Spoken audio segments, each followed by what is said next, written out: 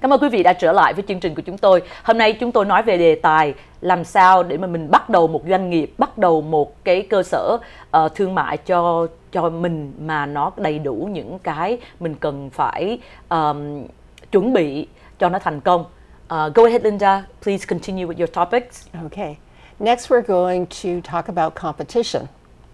And don't kid yourself.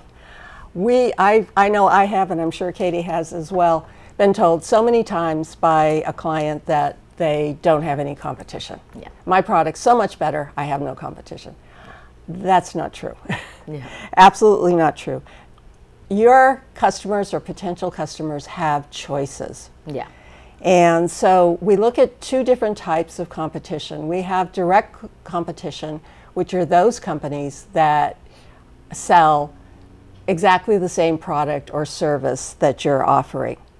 Indirect competition are those companies that offer options to your customers that are different from your product, but results in the same outcome.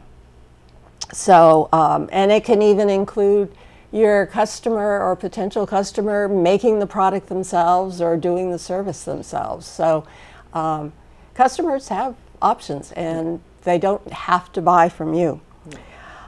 You need to understand the strengths and the weaknesses of your competitors so that you can better understand how to structure your marketing. So for example, larger businesses, maybe they're known that they have terrible customer service. Large companies can't pivot very quickly and they're much more structured, so it's harder for them to change things. You as a small business owner have that flexibility, so you can quickly make changes and help to position yourself as having superior customer service. Do you have the financial resources to go up against the competition? Again, if you're looking at larger companies, they're going to have deep pockets and be able to have, really strong, large marketing programs in place. So you're going to have to be creative. You're going to have to find new ways to attract your clients. Do you have the experience, and the know-how to be able to do this? Or are you going to have to hire somebody, whether that's an employee or an outside service, to do that for you? So all things to consider, and the more you know about your competition, the better positioned you're going to be. Correct. I like that.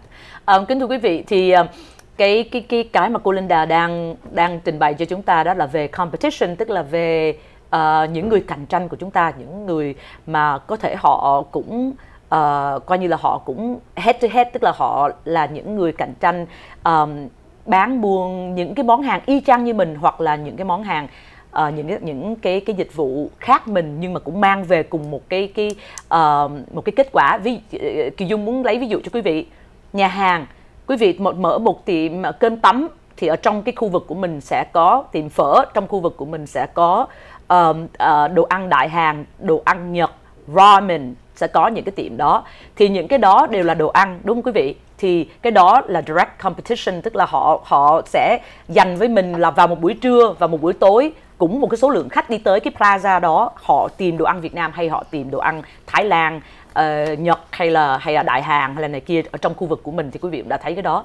Nhưng mà có những cái indirect nữa là quý vị có thấy là những cái dịch vụ giống như là Blue Apron, họ gửi về nhà cho mình những cái món hàng mà mình có thể tự nấu ở nhà. Ví dụ như spaghetti, họ sẽ đưa cho quý vị tất cả những ingredients, tất cả mọi thứ, và quý vị có thể nấu ở nhà rất là tiện lợi. Quý vị đi làm về nó ở trước nhà, quý vị không phải đi chợ. Thì cái đó là những cái cũng là về đồ ăn, nhưng mà nó là một cái service khác.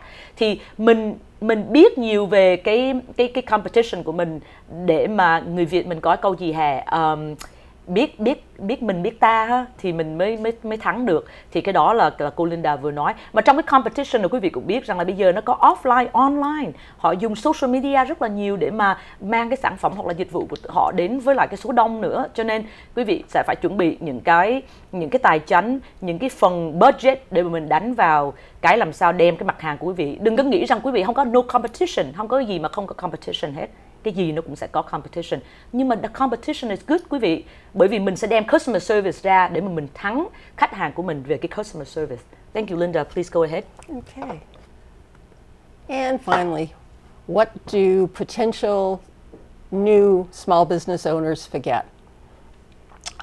Very often, one of the things that we see business owners forget about is they assume that if at their current job they're making, say, $50,000 a year, that all they need to do is make another $50,000 from their new company. And that's just simply not true, because they're forgetting about benefits they may be receiving. And they may not even be perceiving these things as benefits, but they are. Things like sick time, vacation. If there's the company's making contributions to your pension plan or towards insurance. These are all things that you're no longer going to have, and you need to be able to adjust for them. The other thing to keep in mind is now, as a small business owner, you're going to have what's called self-employment tax. And if you're currently an employee, you can look at your pay stub and you'll see that deductions have been taken out for something called FICA, F-I-C-A. And what that is, it's there are several things that are included in that, but the primary one is your Social Security contribution. And that's somewhere in the neighborhood of 6 to 7% of your salary. But what you're not accounting for is that your employer is matching that as well. Now, as a small business owner, you're going to be responsible for the whole thing. So you're going to have to pay 13, 14% when either on a quarterly basis or when you pay your taxes. Yeah. When you submit your taxes, you'll have to be paying for it. So you want to keep that in mind. You also want to make sure that you have 3 to 6 months worth of operating expenses set aside to cover you before the business will actually start to generate sales. Business plan is very important.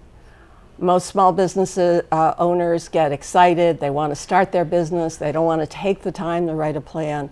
But we can't stress enough how important it is for you to have that plan in place, to take the time, make the commitment.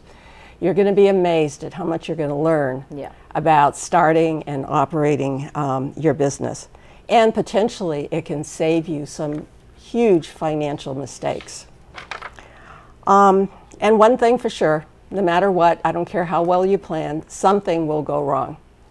Hopefully it's going to be something small, but you might forget to budget something key to the business. You might have a wrong assumption about what a product is going to cost you. There can be delays in getting permits for a build-out that can have financial implications for you. Something will go wrong. So you want to make sure that you have a contingency plan and a contingency budget in place. So starting a business is exciting, it's fulfilling, it's a little bit scary, but that's good. That's a good scare. But what you need to do is to take the time and put in the effort to plan so that your business will be a success. Thank you, Linda. Quý vị cũng đã nghe cô Linda nhắc cho chúng ta những cái điều mà business owners, những người chủ, những cái thương mại, những cái doanh nghiệp này hay quên hay mắc phải, những cái mà mình nghĩ đến nhưng mà rồi mình không viết xuống là mình sẽ quên quý vị. Giống như rằng là cá nhân của chúng ta cứ nghĩ rằng mình đang có một công việc công ăn việc làm ổn định, cho nên mình có thể có cái công ăn việc làm đó để mà mình take care cái business của mình và take care cái cá nhân của mình, cái cuộc sống cá nhân của mình. Nhưng mà thật ra nó có nhiều cái nó có thể xảy ra trong cái lúc mà mình đã bắt đầu cái business đó quý vị. Cho nên cái đó cũng là cái mình phải plan. Rồi cô Linda nói nhấn mạnh về rất là nhiều về business plan, bởi vì khi mà mình muốn làm một cái business thì mình quá excited, mình có thể quên hết những cái mà mình làm sao để mà mình có thể trải qua bao nhiêu tháng để mà mình có thể dự liệu những cái chuyện không may có thể xảy ra. Build up một cái tiệm salon có thể take longer, build up một cái tiệm nhà hàng có thể có bị delay. Thì đó là những cái mà quý vị nên ngồi xuống với cái business plan, tại vì business plan sẽ giúp cho quý vị tìm ra được những cái mà trong tương lai có thể mình phải gặp phải. Cảm ơn quý vị đã dành thời gian vừa qua cho chương trình Khéo Dùng Tiền của Little Saigon TV. Mong hẹn gặp lại quý vị lần sau. Thank you so much, Linda.